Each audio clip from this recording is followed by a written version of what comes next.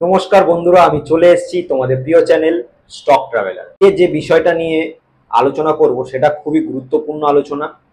তো সবাইকে একটা কথাই বলবো, ভিডিওটা একদম স্কিপ না করে শুরু থেকে শেষ পর্যন্ত দেখো, তোমাদেরই উপকার এবং কাজে লাগবে।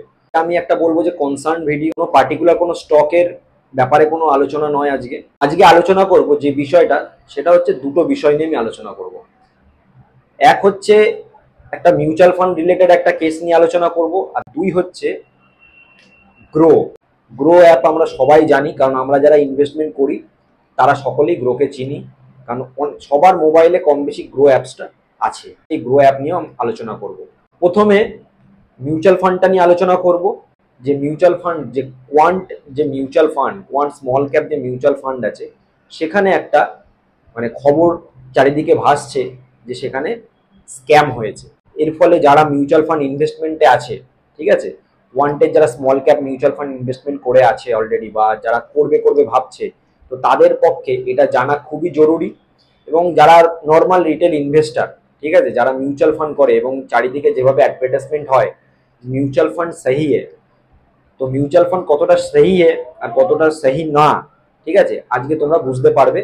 বাট একটা কথাই বলবো, কোনো রকম কিন্তু এটা ভয় দেখানোর মতো ভিডিও নয়, এটা সম্পূর্ণ একটা সাবধান করার মতো ভিডিও আমি বানিয়েছি। তো প্রথমেই আমি যেটা আলোচনা করব সেটা হচ্ছে কোয়ান্ট মিউচুয়াল ফান্ড স্ক্যামটা নিয়ে, ঠিক আছে, যে আদৌ কোয়ান্ট মিউচুয়াল ফান্ড স্ক্যাম হয়েছে কি হয়নি, সেটা আমার নজর থেকে সেটা কিরকম।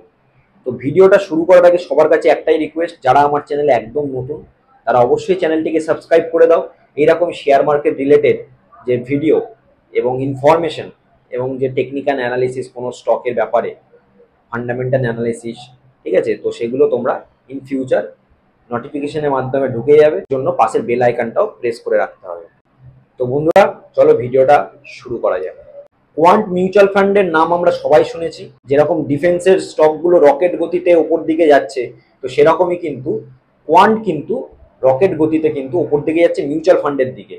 কারণ নর্মালি অন্যান্য যেমন আইসিআইসিআই হোক কি পারাক পারিক হোক, যত এইচডিএফসি হোক, যেসব মিউচুয়াল ফান্ডগুলো আছে না, এই মিউচুয়াল ফান্ডগুলো কিন্তু মোটামুটি ইয়ারলি 10 to 15% কিন্তু রিটার্ন দেয়। কিন্তু এই কোয়ান্ট মিউচুয়াল ফান্ড 20 থেকে 25% মতো তার ইনভেস্টারদেরকে রিটার্ন দিয়েছে, যার ফলে যারা রিটেল ইনভেস্টার তাদের কাছে খুব পছন্দের একটা মিউচুয়াল ফান্ড হয়ে উঠেছে এই কোয়ান্ট কোম্পানিটি।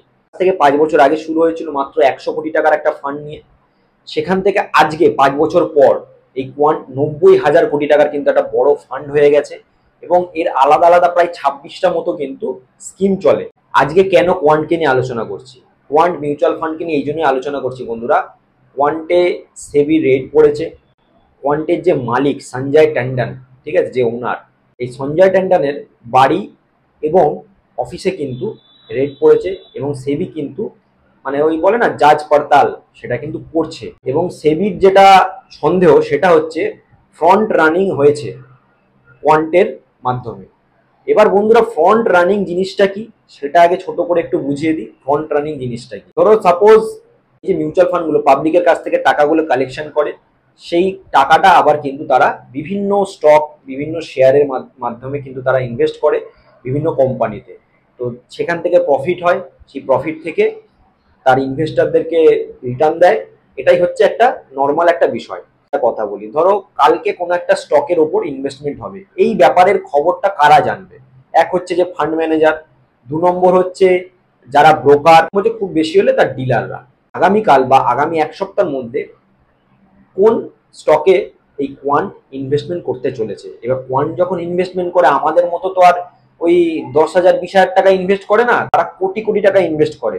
এবং কোনো একটা স্মল ক্যাপ এবং মিড ক্যাপ কোম্পানিতে ধরো সাপোজ 100 কোটি টাকা একবারে ইনভেস্ট হলো বা 50 কোটি টাকা ইনভেস্ট হলো, কোনো একটা কোম্পানিতে ইনভেস্ট করে দেখা গেল সেখানে আপার সার্কিট লেগে গেল, তো এক ধাক্কায় সেখানে অনেকটা বেড়ে যায়, এবং তাতে কিন্তু এই কোয়ান্ট কোম্পানি কিন্তু প্রচন্ড পরিমাণে লাভ হয়, ঠিক আছে। এবং সেটা দেখে আবার রিটেল ইনভেস্টাররা ছুটে যায়, আরে বাপরে আপার সার্কিট। হ্যাঁ, যারা নতুন মার্কেটে আসে তারা আবার এইসব ছোট ছোট ছুটকু যে স্টক গুলো আছে সেগুলোতে আবার ঝাঁপিয়ে পড়ে, তারপরে আরো প্রাইসটা বাড়তে থাকে।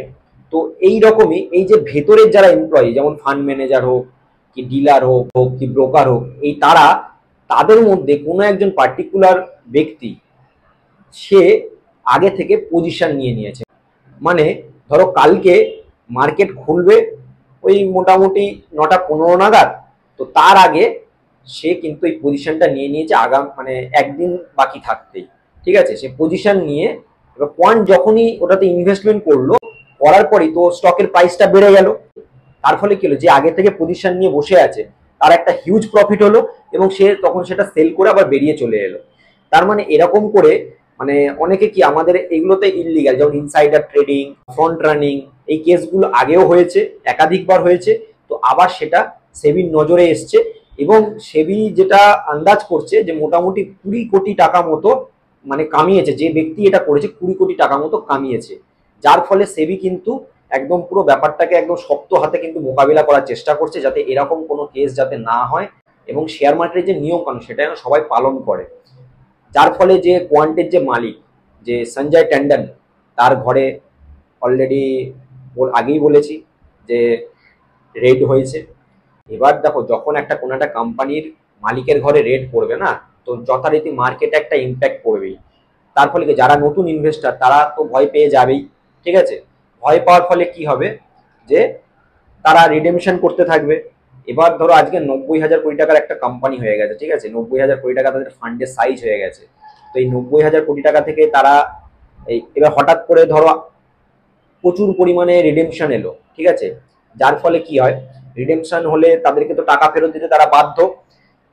এই টাকা ফেরত দেওয়ার জন্য কিন্তু ফান্ডের সাইজও কিন্তু কমে যায় এবং যার ফলে এই মিউচুয়াল ফান্ডের কিন্তু অনেক ক্ষতিও হয়। এইখানে আমার একটা কথা বলার আছে, এতে দোষটা কার? এতে কি কোম্পানির কোনো দোষ আছে? সেটা তো সেবি পুরো একদম এনকোয়ারি করছে, সেটা পরে আমরা জানতেই পারবো যে দোষ কার ছিল। কিন্তু আমার মতে বলে যে কোনো একটা পার্টিকুলার এমপ্লয়ি বা কোনো একটা পার্টিকুলার একজন মানুষের জন্য কিন্তু পুরো কোম্পানিটা খারাপ হয় না, ভালো মন্দ মিশিয়ে কিন্তু একটা কোম্পানি থাকে। ঠিক আছে, তো তার জন্য পুরো কোম্পানিটা বাজে হয়ে যায় না। কোম্পানি নিজেও এটা অ্যানাউন্স করেছে যে ইনভেস্টারদের কিন্তু ভয় পাওয়ার কোনো দরকার নেই, তারা একদম নিশ্চিন্তে থাকতে পারে, তাদের টাকা সুরক্ষিত আছে, কোনো অসুবিধার কিছু নেই। এবার ভবিষ্যতে বলবে যে ইনভেস্টাররা সেই কোম্পানির উপর কতটা ভরসা রাখতে পারছে আর কতটা রাখতে পারছে না। আরো পরিষ্কার হয়ে যাবে সেবি রিপোর্টের পরে, যে সেবি ইনকোয়ারি করে কি রিপোর্টটা আনতে পারলো। এই ছিল কোয়ান্টের মিউচুয়াল ফান্ডের একটা কেস। ঠিক আছে, তো তোমরা কোয়ান্টে কারা কারা ইনভেস্টমেন্ট করে আছো কমেন্ট বক্সে জানিও। তো অবশ্যই মানে অ্যাজ আ ইনভেস্টার এই খবরটা জানা উচিত ছিল, তো আমি তাই তোমাদেরকে জানিয়ে রাখলাম বন্ধুরা। এবার সেকেন্ড যে খবরে চলে আসবো, যেটা নিয়ে একদম কি বলবো মার্কেটে একদম বাওয়াল হয়ে গেছে, সেটা হচ্ছে গ্রো অ্যাপসকে নিয়ে। সেই মিউচুয়াল ফান্ড গ্রো অ্যাপ কি করেছে, আমরা ম্যাক্সিমাম সবার কাছে গ্রো অ্যাপ আছে, আমরা গ্রো অ্যাপে ইনভেস্ট করি, স্টক কেনা বেচা করি, অনেকে মিউচুয়াল ফান্ডে ইনভেস্ট করে, অনেকে মান্থলি এসআইপির মাধ্যমে ইনভেস্ট করে, আবার কেউ ওয়ান টাইম ইনভেস্টমেন্টও করে। ঠিক আছে, একবারে টাকা দিয়ে দিয়ে সেটা 5 বছরের জন্য ফেলে রাখলো, সেরকমভাবে অনেকে করে। তো এরকমই একজন গ্রোয়েরই কাস্টমার মানে উপভোক্তা 2020 সালে সে ইনভেস্টমেন্ট করে, এখন 2024, মোটামুটি 4 বছর কেটে গেছে। তো তার হঠাৎ হয়তো টাকা পয়সার দরকার পড়েছে বা টাকা পয়সা কতটা বেড়েছে, লাভ হয়েছে, তো সেটা সে তোলার চেষ্টা করে গ্রো অ্যাপের মাধ্যমে।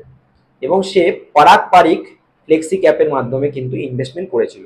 তো প্রথমে যে ব্যাপারটা দাঁড়িয়েছে, সে গ্রোতে রিডেমশন করে এবং রিডেমশনের সময় বিপত্তি দেখা যায়, মানে প্রবলেম ক্রিয়েট হয়। রিডেমশনের সময় রিডেমশন হচ্ছে না এবং গ্রোতে যখন সে ইনভেস্টমেন্ট করে তার যথারীতি সবারই যেন ফোলিও নাম্বার ক্রিয়েট হয়, তো তারও ফোলিও নাম্বার ক্রিয়েট হয়েছিল, সেই ফোলিও নাম্বারও তার কাছে আছে। রিডেমশন যখন করতে যায়, রিডেমশন যখন হচ্ছে না দেখে সে কি করলো, কাস্টমার কেয়ারে সে যোগাযোগ করে এবং গ্রোয়ের কাস্টমার কেয়ার থেকে তাকে ফোলিও নাম্বার চাওয়া হয় এবং ফোলিও নাম্বার দিয়ে প্রথমে নাকি তারা টাইম চায়, টাইম চাওয়ার পরে সে টাইমটা ওভার হয়ে যায়, সে আবার কাস্টমার কেয়ারে যোগাযোগ করে, তখন তারা কিন্তু তার সাথে নাকি মিসবিহেভ করে। এরকমই আমি পাশে পোস্টটা দিয়ে দিচ্ছি, তোমরা দেখতেই পাবে পুরো। যদি মনে হয় ভিডিওটাকে পজ করে একবার পুরো পোস্টটা তার পড়ে নিতে পারো। ঠিক আছে, তো গ্রোয়ের যারা কাস্টমার কেয়ারের যারা আছেন তারা নাকি তার সাথে খুব মিসবিহেভ করে এবং তাকে কোনো রকম সাহায্য থেকে তারা তো বিরত থাকে এবং ডিনাই করতে থাকে যে এরকম কোনো রকম তারা টাকা পায়নি বা এরকম সে তারা বলতে থাকে। তো যথারীতি কাস্টমার চলে যায় পারিক ফ্লেক্সি ক্যাপের মানে যে এএমসি তে, মানে যে মিউচুয়াল ফান্ডে সে ইনভেস্ট করেছিল সেই কোম্পানির কাছে। তো তো সেই কোম্পানির কাছে যাওয়া মাত্র সেখানেও সে নিরুপায় হয়ে যায়, কারণ তারা বলে যে যে ফোলিও নাম্বার তারা সে দিচ্ছে সেই পারাকপারিক কোম্পানিকে, সেই রকম কোনো ফোলিও নাম্বার তাদের কাছে নেই বা সেরকম কোনো ফান্ড তাদের কাছে আসেনি। তো যথারীতি একদম সে মানে খুবই একদম ভেঙে পড়ে, এবং ভেঙে পড়ার পরে আজকাল তো সোশ্যাল মিডিয়ার জামা, একটু কোনো রকম কিছু প্রবলেম হলে আমরা সোশ্যাল মিডিয়ায় নিজেদের দুঃখ কষ্ট শেয়ার করতে থাকি কোনো রকম কিছু প্রবলেম হলে। তো যথারীতি সেই ভদ্রলোকও সে সোশ্যাল মিডিয়াতে পুরো একটি পোস্ট করে, সে লিঙ্কডইন বলে সাইডে তার পোস্ট শেয়ার করে, এবং সেটা যথারীতি রাতারাতি ভাইরাল হয়ে যায়। কারণ শেয়ার মার্কেট এখন সবসময় চর্চায়, রাজনীতি থেকে শুরু করে মার্কেটে, ট্রেনে, বাসে, চায়ের দোকানে, পড়ুয়া হোক কি অফিস কাছারি, সব জায়গায় কিন্তু শেয়ার মার্কেট চর্চায় আছে। মানুষ এখন অনেক জাগরিত। তো শেয়ার মার্কেট নিয়ে যখনই একটা পোস্ট হয়েছে, তাও আবার কোনো একটা পার্টিকুলার অ্যাপ নিয়ে এবং ফ্রডের ব্যাপার নিয়ে, তো সেটা রাতারাতি আর কি ভাইরাল হয়ে যায়। তো ভাইরাল হওয়ার পরে গ্রো অ্যাপ তাকে আবার সেই পোস্টটা ডিলিট করার জন্য বলে। হ্যাঁ, তো তারা আবার বলে যে টেকনিক্যাল গ্লিচ ছিল, এই টেকনিক্যাল গ্লিচের জন্য তাদের কাছে এই ব্যাপারটা হয়েছে। তো তারা টাকাটা রিফান্ড করতে রাজি আছে, বাট সেই পোস্টটা তাকে ডিলিট করতে হবে। এবার আমার একটা ছোট আর সিম্পল কথা আছে বন্ধুরা, আজকে ধরো সাপোজ আমাদের মতো যারা ছোট ছোট ক্ষুদ্র ক্ষুদ্র যারা ইনভেস্টার, বা অনেকে এরকমও আছে গ্রামের দিকে থাকে, ঠিক আছে, কোথায় যাবে, নর্মাল যারা ইনভেস্টার প্রবলেমে পড়লে কোথায় যাবে কোথায় যাবে না, ঠিক আছে, তারা তো বুঝতে পারে না। তো যার ফলে তারা ভয় পেয়ে যায়। আজকে এই পোস্টটা ভাইরাল হয়েছে বলে কিন্তু আজকে গ্রোয়ের টনকটা নড়েছে। বাট যদি ভাইরাল না হতো তাহলে তার সাথে কি হতো, তাহলে তার টাকাটা তো এরকম ভাবে ফ্রড হয়ে যেত। তো পোস্ট যে ডিলিট করতে বলেছে, এটা আমার কাছে খুবই একটা আনএথিক্যাল ব্যাপার লেগেছে, আমার ভালো লাগেনি। ঠিক আছে, তো মেন যেটা ব্যাপার সেটা হচ্ছে যে আজকে ভাইরাল হয়েছে বলে তারা পদক্ষেপ নিচ্ছে, বাট যদি ভাইরাল না হতো তাহলে তো তার টাকাটা পুরো মার চলে যেত, তাই না? তো ভিডিওটা শেষ পর্যন্ত দেখো, কিভাবে তোমাদের যে মিউচুয়াল ফান্ডের যে ইনভেস্টমেন্ট করছো, সেই ইনভেস্টমেন্টের অ্যামাউন্ট ঠিকমতো জমা পড়ছে কিনা সেই ফান্ডগুলোতে, হ্যাঁ, সেগুলো কিভাবে দেখবে বা চেক করবে সেই ব্যাপারটা আমি কিন্তু বলে দেবো। তো শেষ পর্যন্ত দেখো। এবার যখন এরকম ভাইরালের ব্যাপার হচ্ছে, তো তারা, তো গ্রো থেকে তার সাথে বলা হয় যে তোমার যে টাকা সেটা আমরা রিফান্ড করে দেবো। তো রিফান্ড করে দেবো ব্যাপারটা নয়, গ্রো যেটা প্রথমে যেটা প্রবলেম ক্রিয়েট করেছে সেটা হচ্ছে প্রথমত ডিনাই করেছে যে এরকম কোনো টাকা পয়সা জমা পড়েনি। দেন তারা আবার পোস্টটা যখন ভাইরাল হয়েছে সেই পোস্টটা আবার ডিলিট করতে বলেছে। এটা খুবই মানে কি বলবো, কষ্টকর একটা বিষয় তোমাদের কাছে বন্ধুরা। এই বিষয়টা, এই যে গ্রোয়ের প্রথমে ডিনাই করা, দেন যখন পোস্ট ভাইরাল হলো তারপর ডিলিট করতে বলা পোস্ট কাস্টমারকে, ব্যাপারটা তোমাদের কাছে কেমন লাগলো সেটা কমেন্ট বক্সে জানিও, যে গ্রো কতটা অন্যায় কাজ করেছে কি করেনি। এবার যেটা মেন ব্যাপার, যে এরকম জিনিসটা কেন হলো, দেখো 2020 সালের পর থেকে কিন্তু মিউচুয়াল ফান্ডে ইনভেস্টমেন্টের একটা সেবি কিন্তু নিয়ম চেঞ্জ করেছে। সেটা হচ্ছে 2020 সালের আগে কি ছিল আগে সেটা বলেনি। 2020 সালের আগে প্রথমে যে ইনভেস্টার যে ইনভেস্ট করতো যে টাকাটা, সেই ইনভেস্টারের টাকাটা প্রথমে যেত যে ব্রোকারের যে পুল অ্যাকাউন্ট থাকতো সেই পুল অ্যাকাউন্টে যেত, তারপরে কিন্তু সেই এএমসি বা মিউচুয়াল ফান্ডের কাছে টাকাটা যেত, মানে মাঝখানে একজন মিডিল ম্যান থাকতো। বাট 2020 সালের পর থেকে সেবি কিন্তু এই নিয়মটা পুরোপুরি চেঞ্জ করে দিয়েছে এবং আরো ট্রান্সপারেন্সি বেড়েছে। এখন কি হয়েছে, এখন হচ্ছে ডাইরেক্ট ইনভেস্টারের টাকা কিন্তু এএনসি বা এই যে মিউচুয়াল ফান্ডে ইনভেস্ট করা হয়েছে সেই মিউচুয়াল ফান্ডের কাছে ডিরেক্ট চলে যাচ্ছে। আমার যতদূর ধারণা এই 2020 সালের ওই টাইমে যেহেতু করে টেকনিক্যাল একটা গ্লিচ হলেও হতে পারে, কারণ 2020 সালে তো প্রথমে ব্রোকারের পুল অ্যাকাউন্টে টাকাটা যেত, তারপরে তো সেটা এএনসি কোম্পানির কাছটা যেত, তাই না? তো পুল অ্যাকাউন্টে হয়তো টাকাটা গেছে, তো পুল অ্যাকাউন্টে টাকা যাওয়ার ফলে কি গ্রো তার ফোলিও নাম্বারও ক্রিয়েট করে দিয়েছে। হ্যাঁ, ফোলিও নাম্বার ক্রিয়েট করার পরে হয়তো টাকাটা সেইভাবে মানে যে পারাকপারিক যে ফ্লেক্সি ক্যাপের যে ফান্ড, সেই ফান্ডের কাছে পৌঁছায়নি কোনো একটা টেকনিক্যাল গ্লিচের মাধ্যমে। তো এটা তো মানে আমার ধারণা, জানি না ভেতরে ব্যাপারটা কি, হতে পারে এটা হয়েছে। তো এটা একটা টেকনিক্যাল গ্লিচও হতে পারে। দেখো আমার একটা কথা হচ্ছে, টেকনিক্যাল গ্লিচ হোক আর যাই হোক, প্রথমত হচ্ছে কাস্টমার তো কাস্টমার, কাস্টমারকে ডিনাই করা যখন ফোলিও নাম্বার দেওয়া, তারপরে আবার তারা তো এটাও বলে যে টাকা পয়সা তারা পায়নি, এবং কাস্টমারের স্টেটমেন্টে মানে ব্যাংকের যে স্টেটমেন্ট, সেই স্টেটমেন্টে কিন্তু পুরো সম্পূর্ণ পরিষ্কারভাবে শো করছে যে গ্রোতে সে টাকাটা কিন্তু পাঠিয়েছে, তারপরেও তারা ডিনাই করে। ঠিক আছে, তো এই জিনিসগুলো খুবই আমার আনএথিক্যাল এবং প্যাথেটিক লেগেছে গ্রোয়ের। আমার মনে হয় যে এই ব্যাপারগুলোর প্রতি আরো কাজ করা উচিত। এতে কি হবে, এই যে গ্রোয়ের এত কাস্টমার, ডিম্যাট অ্যাকাউন্ট ওপেন হয়েছে, সেই জিনিসটা মনে হয় কিছুটা হলেও একটা নেগেটিভ ইম্প্যাক্ট পড়বে আগামী ভবিষ্যতের জন্য যদি এই বিষয়গুলো নজর না দেয় বা এই বিষয়গুলো যদি এইভাবে হেলাছেদ্দা করে বেড়ায়, তাহলে কিন্তু ব্যাপারগুলো খুবই গ্রোয়ের জন্যই ভবিষ্যতে খারাপ হবে। আলটিমেটলি এই কাস্টমার যখন এটা হয়েছে, আগামী দিনে তোমার সাথেও হবে না, এর তো কোনো গ্যারেন্টি নেই। তো এরপরেই আমি চলে আসবো যে কি করে তোমরা মিউচুয়াল ফান্ডে যে টাকাটা ঠিকঠাকভাবে ইনভেস্ট হচ্ছে কি হচ্ছে না। আমি 3টে পয়েন্ট বলবো, সেই 3টে পয়েন্ট অবশ্যই সকল মিউচুয়াল ফান্ড ইনভেস্টরদের চেক করা উচিত। নাম্বার 1, এমএফ সেন্ট্রাল বলে একটা অ্যাপস আছে। এই এমএফ সেন্ট্রালের অ্যাপসটা ডাউনলোড করে তোমরা রেজিস্টার করে, হ্যাঁ, মোবাইল নাম্বার বা প্যান নাম্বার যেগুলো যেগুলো চাইবে সেগুলো দিয়ে রেজিস্টার করে তোমরা কিন্তু দেখতে পাবে যে তোমাদের টাকাটা ঠিক মতো ইনভেস্টমেন্ট হচ্ছে কি হচ্ছে না।